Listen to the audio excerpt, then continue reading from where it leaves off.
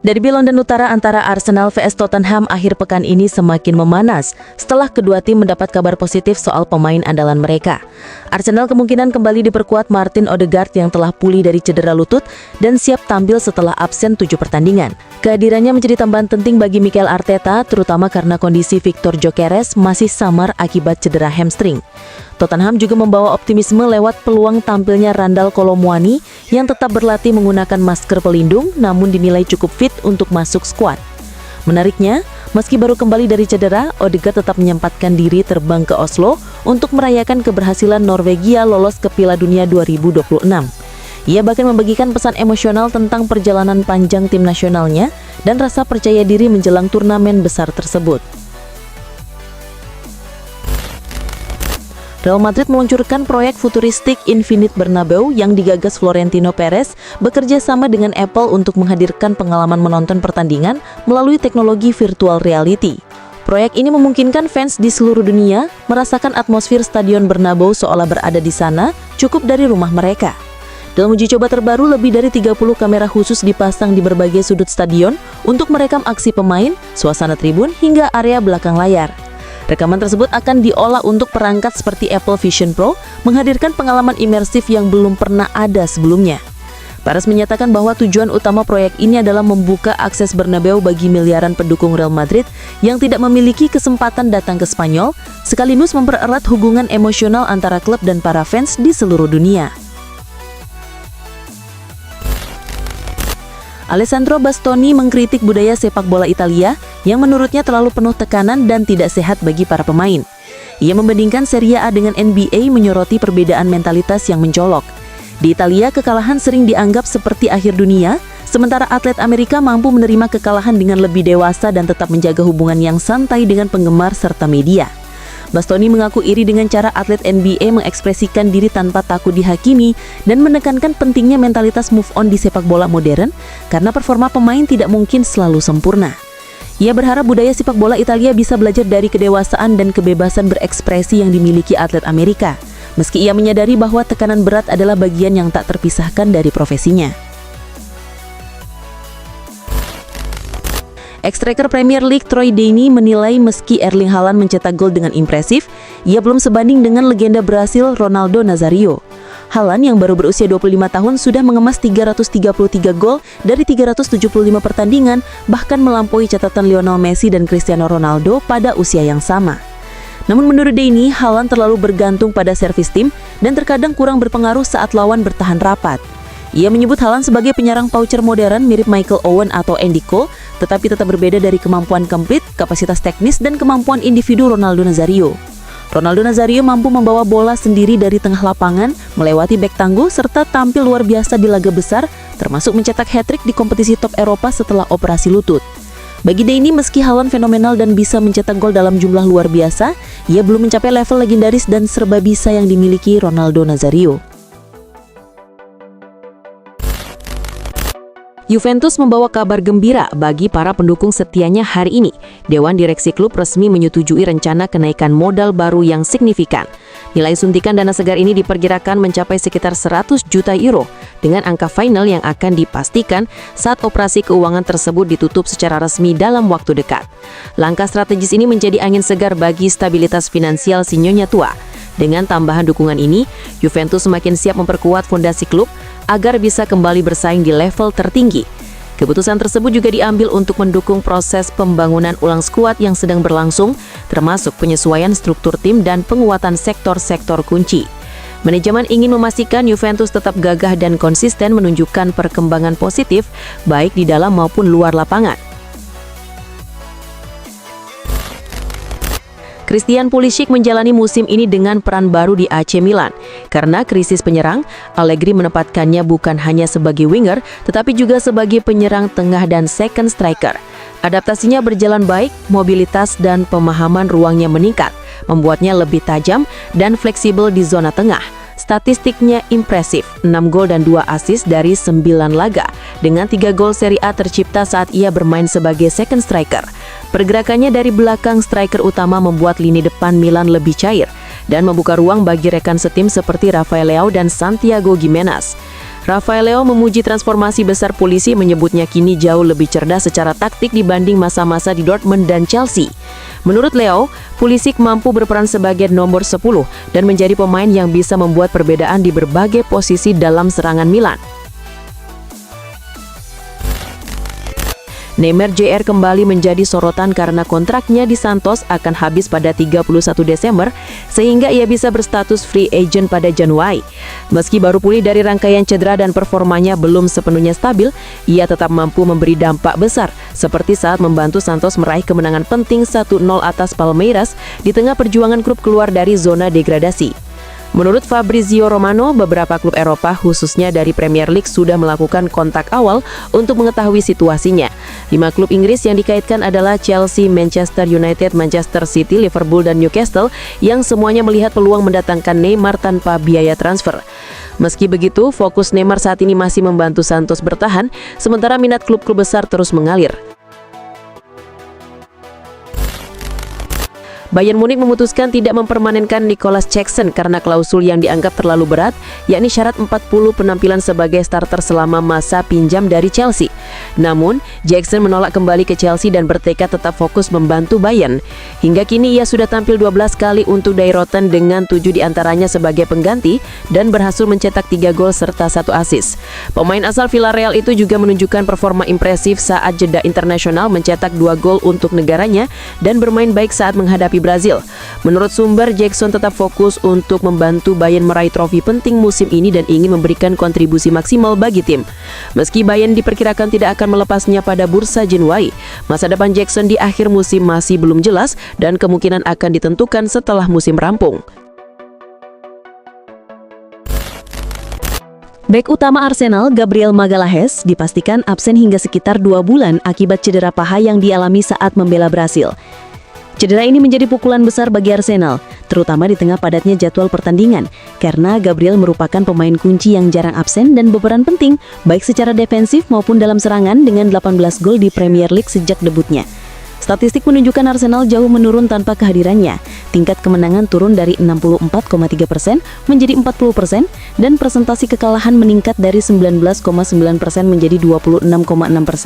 Menunjukkan betapa besar pengaruhnya dalam menjaga stabilitas lini belakang bersama William Saliba. Kini Mikel Arteta harus mencari kombinasi terbaik dan solusi jangka pendek untuk menjaga konsistensi tim selama 2 bulan ke depan tanpa bek andalan mereka. Napoli saat ini tengah menghadapi periode sulit setelah 3 laga tanpa kemenangan yang memicu ketegangan di ruang ganti antara Antonio Conte dan para pemain. Menanggapi situasi ini, Conte mengadakan pertemuan darurat selama 1 jam di Castel Fortuno, membahas kesalahan tim secara mendetil, mulai dari ketidakefisienan di sepertiga akhir, keputusan buruk dalam transisi menyerang, hingga kerentanan pada momen-momen krusial.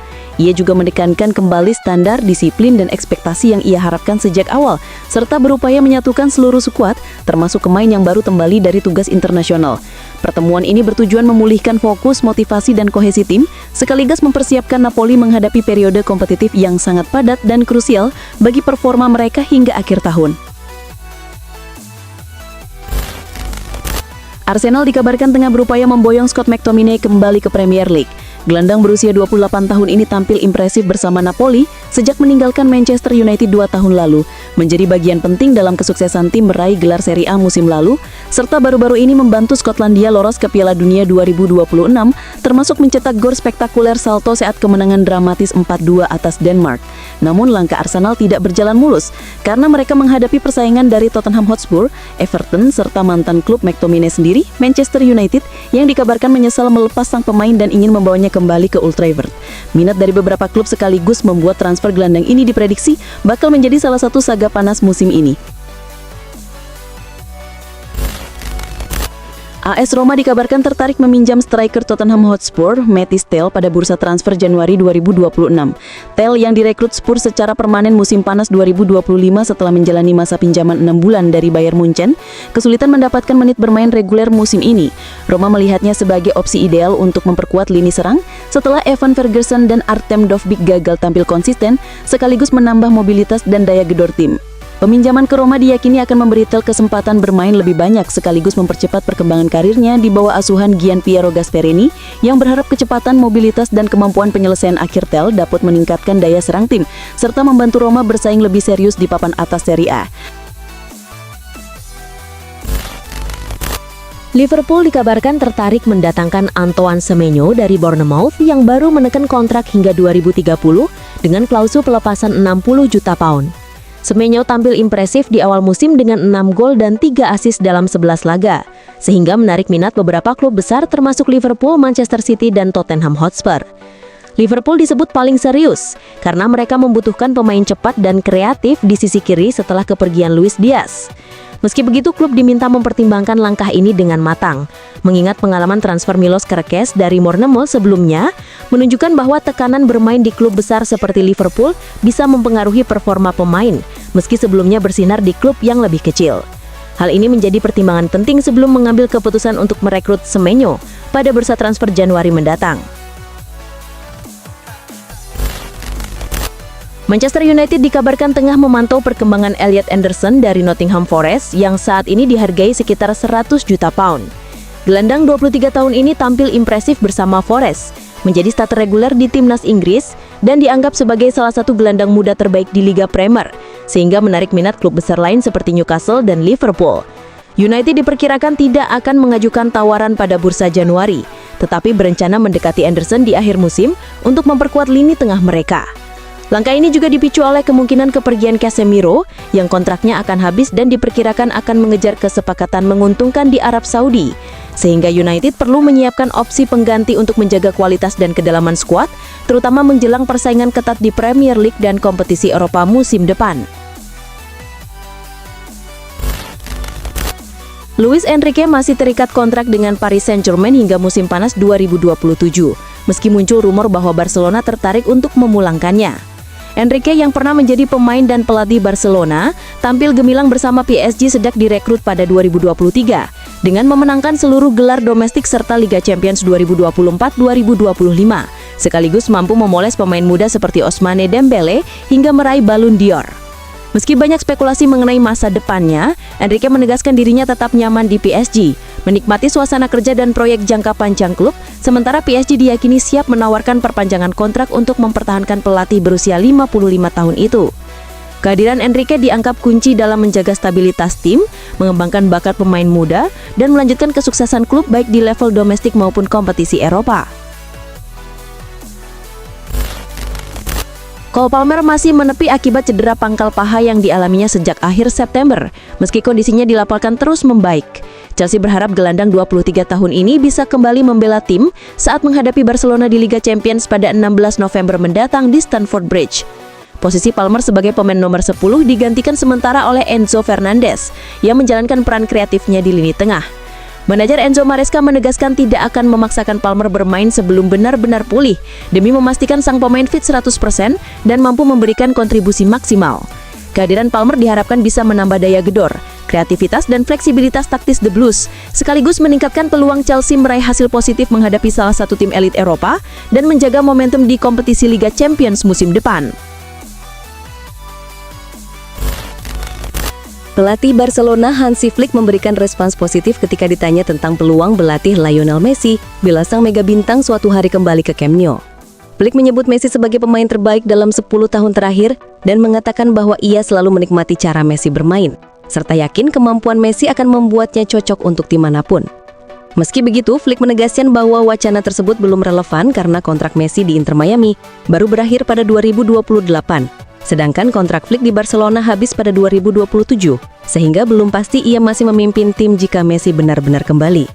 Pernyataan itu disampaikan Flick menjelang laga Barcelona kontra Athletic Bilbao di Camp Nou. Masa depan Xabi Alonso di Real Madrid mulai menjadi sorotan setelah tekanan terhadapnya meningkat dalam beberapa bulan awal masa kepelatihannya. Meskipun Madrid baru menelan 2 kekalahan musim ini dari Atletico Madrid di La Liga dan Liverpool di Liga Champions, suasana di internal klub perlahan memanas dan keraguan yang sempat muncul sejak sebelum Alonso diangkat kembali mencuat. Manajemen tetap menunjukkan dukungan, tetapi memilih untuk bersikap menunggu dan tidak menambah kegaduhan di publik. Laga Liga Champions pada 10 Desember melawan Manchester City dianggap sebagai titik krusial bagi Alonso. Pertandingan itu akan menjadi ujian besar, tidak hanya dari segi hasil, tetapi juga kualitas permainan tim. Jika Madrid tampil buruk atau kalah seperti saat menghadapi Liverpool, masa depan Alonso bisa berubah drastis hanya dalam satu malam. Ruben Amorim memberikan kabar terbaru mengenai Benjamin Sesko yang mengalami cedera lutut saat Manchester United bermain imbang 2-2 melawan Tottenham Hotspur. Amorim menegaskan cedera Sesko tidak separah kekhawatiran awal, namun tetap menekankan pentingnya proses pemulihan agar striker tersebut bisa kembali dalam kondisi optimal. Sesko memilih tetap di Carrington untuk pemulihan, alih-alih membela tim nasional Slovenia, sehingga tim medis klub dapat memantau kondisinya secara intensif. Amorim memperkirakan Sesko akan absen beberapa pekan, tetapi berharap bisa kembali bergabung dengan tim dalam waktu dekat. Cedera Sesko menambah tantangan bagi Manchester United yang kini menghadapi jadwal padat dan potensi absennya beberapa pemain kunci akibat panggilan tim nasional maupun Piala Afrika, membuat periode ini menjadi ujian besar bagi Amorim dan skuadnya. Marcus Rashford menjadi sorotan jelang laga Barcelona melawan Athletic Bilbao setelah meninggalkan sesi latihan lebih awal pada Jumat, sehari sebelum pertandingan di Spotify Camp Nou. Rashford juga tidak menyelesaikan sesi latihan pada hari sebelumnya dan absen pada latihan Kamis dengan izin resmi klub. Menurut laporan, masalah yang dialami Rashford bukan cedera serius, melainkan flu. Namun ketidakhadirannya selama 2 hari berturut-turut menimbulkan kekhawatiran di internal tim. Karena waktu yang sangat dekat dengan pertandingan, peluang Rashford masuk skuad untuk laga Sabtu malam diperkirakan kecil. Barcelona memilih tidak mengambil resiko dengan fokus menjaga kondisi pemain agar tetap bugar untuk jangka menengah. Absennya Rashford terjadi tepat setelah jeda internasional, di mana ia baru saja kembali dari timnas Inggris dan menyumbang 1 assist dalam kemenangan 2-0 atas Albania.